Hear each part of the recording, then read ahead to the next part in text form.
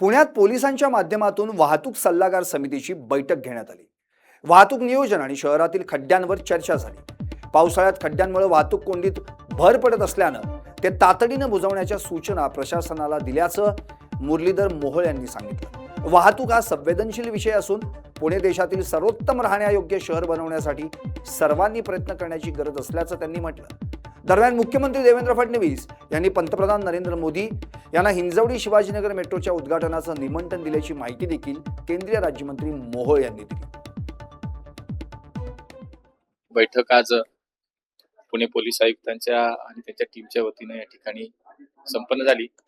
एकूणच शहरातल्या वाहतुकीच्या विषयावरती शॉर्ट टर्म लॉंग टर्म अशा दोन्ही पद्धतीने याच्यावरती एक सकारात्मक अशा पद्धतीची चर्चा इथे झाली।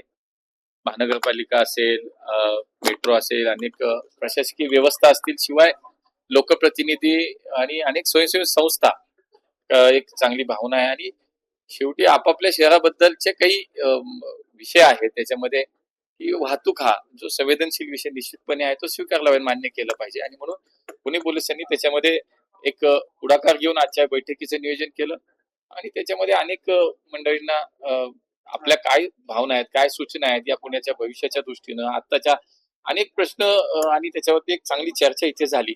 मला असं वाटतं की शेवटी आज पुणे हे देशातील राहण्याचं सर्वोत्तम शहर आहे हे आज अधोरेखित सुद्धा आहे, पण तरी सुद्धा काही प्रश्न निश्चितपणे शहराचे आहेत तर ते स्वीकारले पाहिजे, जसं वाहतुकीचा प्रश्न आहे। त्यामुळे पुण्याच्या 25-50 वर्षाचा पुढचा विचार करताना आम्ही सगळेच संवेदनशील या विषयात आहोत म्हणून आजच्या बैठकीला मला असं वाटतं विशेष महत्व की एक सकारात्मक दृष्टी पुणे पोलिसांनी याच्यामध्ये पाऊल टाकलंय। महानगरपालिकेचे अधिकारी होते, महानगरपालिकेच्या माध्यमातून रस्त्यावरती खड्डे असतील, वाहतूक नियोजन असेल, पोलिसांच्या माध्यमातून खूप चांगल्या पद्धतीनं या सगळ्या आज त्यांचं प्रेझेंटेशन मध्ये खूप चांगल्या प्रकारचं त्यांचं अनालिसिस या पुण्याच्या वाहतुकीच्या संदर्भातलं होतं। त्याच्यावरती भविष्य काळातल्या कायमस्वरूपी उपाययोजना काय केल्या पाहिजेत याच्यावरती लोकप्रतिनिधी आणि सगळ्या व्यवस्था खूप चांगली बैठक झाली। मला असं वाटतं वारंवार सातत्यानं अशा पद्धतीचे व्यासपीठ जेव्हा तयार होतात तेव्हा निश्चितपणे सगळे एकत्र येतात, एका लाईनवरती काम केलं जातं आणि शहराचे प्रश्न चांगल्या